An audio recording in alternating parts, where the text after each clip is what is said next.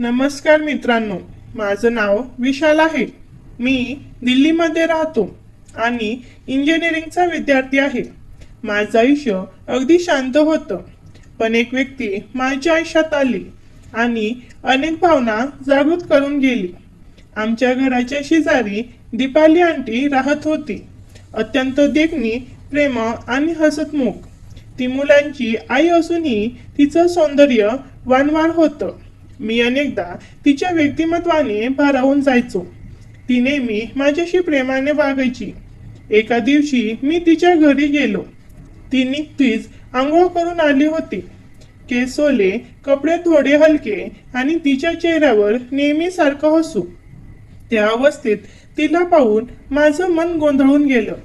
ती म्हणाली, "काय रे विशाल, दूध पिणार का?" मी गोंधळलो, पण हसत म्हणाली, "असं काही नाही रे, गंमत केली." तिच्या बोलण्याची थोडी खोडकर चटा होती, पण त्यामागे काही सौम्य हळवे क्षण लपले होते. त्या दिवसानंतर मी तिला आणखी समजू लागलो. तिला मदतीची गरज असायची.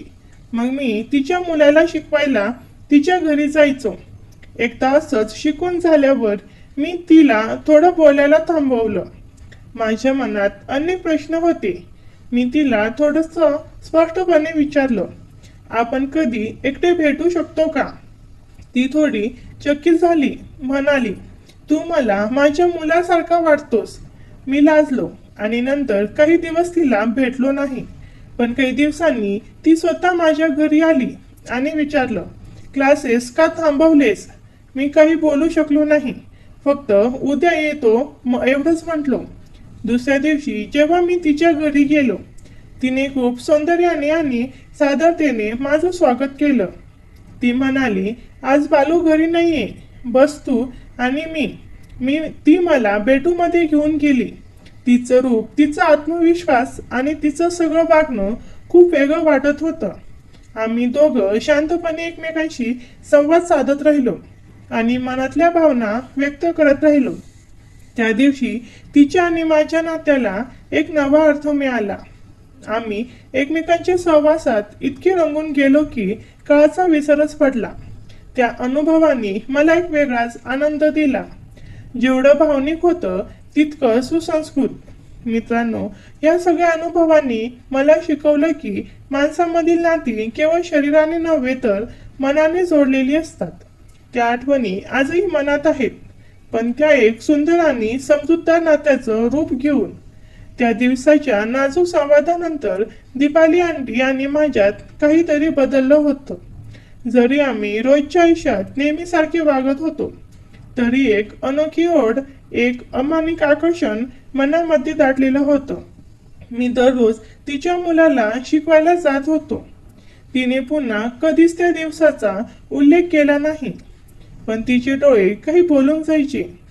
जेव्हा मी काहीतरी विचारात असायचो, ती हळूच विचारायची, "विशाल, सगळं ठीक ना?" आणि तिच्या स्वरात नेहमी एक काळजी आणि थोडंसं गुंतलेपण जाणवायचा. एक दिवस अचानक पावसाळा सुरू झाला. मी तिच्या घरी पोहोचलो तेव्हा ती बाल्कनीत उभी होती. साडी थोडीशी भिजलेली, केसामधून पाण्याच्या थेंबाची धार वाहत होती. ती मला पाहून हसली आणि म्हणाली, "पाऊस बघ किती रुसून आलाय, चहा घेणार?" मी मान हलवली. तिने गरम चहा आणला आणि दोघं बाल्कनीत उभे राहिलो. पावसाचा गारवा, गरम चहा आणि तिचं शांत रहस्य. त्या क्षणात सगळं काही जणू थांबलं होतं. "विशाल," ती हळू आवाजात म्हणाली, "तुला आठवतं का, तू एकदा मला काही विचारलं होतंस?" मी थोडा गोंधळलो, पण मान हलवली. ती पुढे म्हणाली, "तेव्हा मी तुला रागवले होते, पण खरं सांगू, मला खूप दिवसांनी असं कोणीतरी जवळून समजून घ्यावं असं वाटलं होतं. आणि माझं अस्तित्व, माझं मन केवळ आई म्हणून नाही, एक स्त्री म्हणूनही." माझ्या डोळ्यात पाहत ती म्हणाली, "मी जेव्हा तुझं लक्ष माझ्याकडे असताना बघते, तेव्हा मला पुन्हा माझं सौंदर्य आठवतं आणि तेच मला जिवंत वाटतं." त्या क्षणी माझं हृदय जोरात धडधडायला लागलं. मी तिचा हात हलकीच पकडला. "दीपाली, तू खूप सुंदर आहेस, पण त्याहूनही अधिक तू समजदार, सजीव आणि खूप मोलाची आहेस. मला तुझी सवय झाली आहे. तुला पाहिल्याशिवाय दिवस जात नाही. ती काहीच बोलली नाही. फक्त तिचा हात माझ्या हातात घट्ट राहिला. तेव्हापासून आमच्या नातात एक अबोल समजूत होती. जेव्हा मी शिकवायला जायचो, ती मला चहा द्यायची, थोडं बोलायची, हसायची आणि मी तिचं लक्ष जपून घेत असायचो. एक दिवस तिच्या वाढदिवसाच्या निमित्ताने मी तिला एक छोटीशी भेट दिली. गुलाबी रंगाची साडी. ती साडी हातात धरून थोडी वेळ काहीच न बोलता पाहत राहिली. मग डोळ्यात थोडंसं पाणी आलं. तू पहिलाच असेल विशाल, ज्याने मला स्त्री म्हणून, एक व्यक्ती म्हणून भेट दिली आहे. त्या रात्री मी तिला विचारलं, माझं तुझ्यावर प्रेम आहे दीपाली, पण मला माहीत आहे तुझं आयुष्य गुंतलेलं आहे. तरी तू सांग, हे नातं पुढे जायचं का? ती शांत राहिली. नंतर हळूच म्हणाली, हे नातं आधीच मनात रुजले आहे. ते शब्दांनी नव्हे, भावना जपत जाईल. अगदीच योग्य. मी आता कथेचा पुढचा भाग, दीपालीच्या जाण्यानंतरच्या विशालच्या आयुष्यात काय घडलं आणि ते नातं त्याच्या आयुष्यावर कसं परिणाम करून गेलं, अशा भावनिक पद्धतीने सांगतो.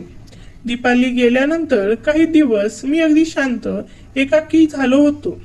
तिच्याशी झालेलं गूढ, न बोलताही समजलेलं नातं, ते अचानक तुटल्यासारखं वाटत होतं. दररोज सकाळी तिच्या घराकडे पाहायचो, पण खिडकी बंद दिसायची. तिची आठवण पावसाच्या थेंबासारखी हळूवार वाटायची, पण हृदयात टोचत राहायची. मी अभ्यासात लक्ष देण्याचा प्रयत्न केला, पण तिचं स्मरण सतत मनात राहायचं. कॉलेजमध्ये जायचो, मित्रामध्ये असायचो, पण मन मात्र त्या बाल्कनीत, त्या चहा पेल्यात आणि तिच्या ओल्या केसामध्ये झडकलेलं होतं. एक दिवस अचानक माझ्या दरवाजावर टकटक झाली. उघडून पाहिलं तर पोस्टमन होता. त्याने एक लिफाफा दिला. मागे पाठवणारी म्हणून दीपाली आर्या नाव होतं. माझं हृदयाची धडधड अचानक वाढली. लिफाफा उघडताच आत एक चिठ्ठी होती. प्रिय विशाल, मी आजही तुला विसरलेले नाही. त्या काही दिवसात तू मला माझं हरवलेलं अस्तित्व परत दिलंस. ज्या भावना मी स्वतःपासूनही लपवल्या होत्या, त्यांना तू नाव दिलंस. इथे नवीन घर आहे, नवीन लोक आहेत, पण मन मात्र तुझ्या जवळ अडकलं आहे. तुझ्याशी बोलणं, त्या खिडकीत बसून चहा पिणं, तुझ्या डोळ्यात पाहणं, या सगळ्या गोष्टी आठवून दिवस सरतात. हे नातं शब्दात मांडता येत नाही, पण ते आहे, जिवंत आहे. ते तू चांगलं कर, शिक, मोठा हो. कधीतरी जर तू इथे आला तर माझ्या खिडकीखाली एक कप चहा ठेव. मी समजेन की तू आलाय. तुझी दीपाली. ती चिठ्ठी मी माझ्या डायरीमध्ये ठेवून दिली. तो क्षण माझ्यासाठी अमूल्य होता. जणू एक न सांगता आलेली कविता 5 वर्ष उलटली. मी आता इंजिनिअरिंग पूर्ण करून एका मोठ्या कंपनीत नोकरी करत होतो. मन शांत झालं होतं, पण दीपालीचं स्मरण एक चिंतन सुवासासारखं मनात होतं. एका वर्ष ऑफिसचं काम असल्यामुळे मला तिच्या शहरात जायचं झालं.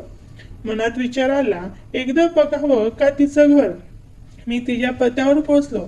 घर बदललेलं होतं. समोरची बाल्कनीही रंगवली गेली होती, पण ती खिडकी अजूनही तशीच होती. मी तिथल्या एका चहावाल्याकडे गेलो. एक कप चहा घेतला. तो कप त्या खिडकीखाली ठेवला. त्या क्षणी खिडकी थोडीशी सरकली. पडद्याच्या आतून तिचं नजर, थोडी थकलेली, थोडी शांत, पण तीच ओळखीची शालीनता. तिने माझ्याकडे पाहिलं, हलकं हसली आणि मग हलक्या आवाजात ती म्हणाली, विशाल, उशीर केलास रे थोडा, पण आलेला पाहून खूप बरं वाटलं. माझ्या डोळ्यात पाणी आलं. आम्ही पुन्हा बोललो नाही. तिने दरवाजा उघडला नाही. मी आत गेलो नाही. त्या क्षणी त्या नजरामधून ज्या भावना गेल्या, त्या शब्दाच्या पल्ल्याड होत्या. मी तिला नमस्कार केला आणि परतलो. ती भेट, ती शेवटची नजर माझ्या आयुष्यात कायमच ठसली. कधी कधी काही नाती एकमेकांच्या शरीरात नाही, तर नजरेत, शब्दात आणि आठवणीत साकार होतात. ती माझी पहिलीच प्रेम कहाणी होती, जिचं नाव मी कुणाला सांगितलं नाही, पण तिची आठवण माझ्या प्रत्येक चहाच्या कपात आजही साठवून ठेवली आहे. मित्रांनो, कथा अजून बाकी आहे. आपल्या नवीन व्हिडिओमध्ये पहा. त्यांची परत भेट होते. कथा खूप रोमॅन्टिक आहे. भाग 2 पाहिल्यावर तुम्हाला समजेल. धन्यवाद.